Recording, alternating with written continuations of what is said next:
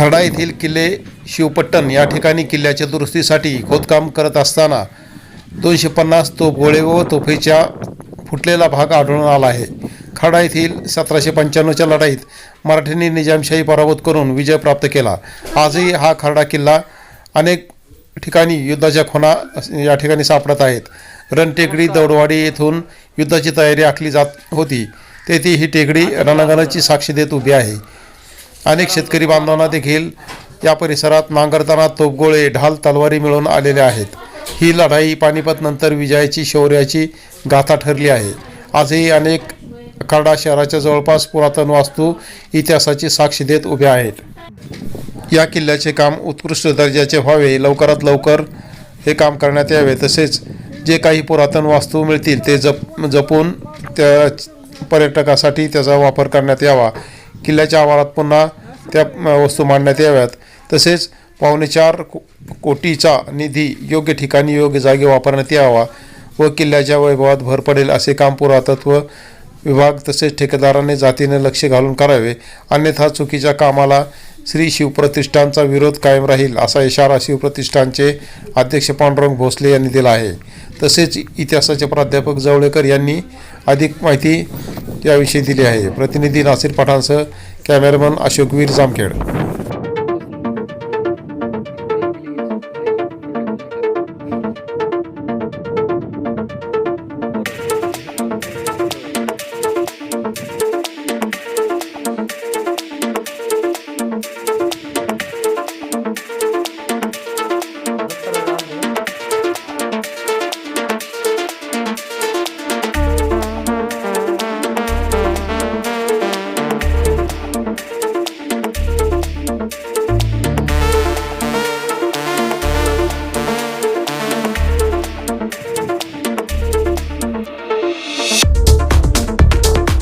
शिवपट्टण खर्डा 11 मार्च 1795ला मराठ्यांचे शेवटचे युद्ध या ठिकाणी झालं होतं.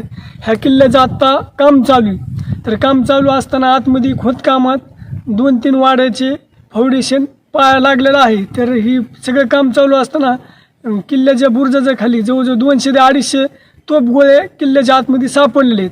तर त्या तोफगोळ्याची किल्ल्याच्या आतच निगा राखली गेली पाहिजे. त्याला एखादा पिंजरा करून किंवा काचीचं कप्पा करून त्या तोफगोळ्याला किल्ल्याच्या आतमध्ये ठेवलं पाहिजे. म्हणजे येताना प्रत्येक पर्यटकांना प्रत्येक शिवभक्तांना ते पाहता येईल. जर आपण ते संग्रहालयात ठेवायचं म्हणलं तर आपण कधी जाणार कधी बघणार. त्यामुळे आमची मागणी की जी तोफगोळे जी काही साहित्य सापडेल किल्ल्याच्या आत ती किल्ल्याच्या आतमध्ये त्याची निगा राखण ह्याची पुरातत्व विभागाने खात्री करावी. आणि दुसरी गोष्ट म्हणजे किल्ल्याचं जे काम चालू आहे ती आज आमच्या खर्डावासियांसाठी अत्यंत आनंदाचा विषय आहे.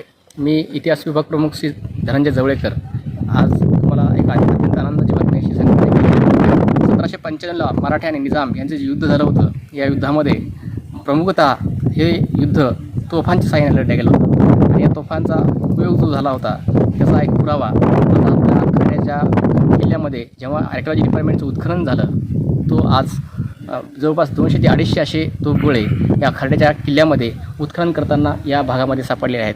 जवळपास 2.5 ते 3 फूट मातीच्या ढिगाऱ्याखाली हे आज तोफगोळे सापडलेले आहेत. आर्किओलॉजी डिपार्टमेंटला मी अशी विनंती करतो की हे तोफगोळे जवळ करण्याची लवकरात लवकर कार्यवाही आर्किओलॉजी डिपार्टमेंटने करावी.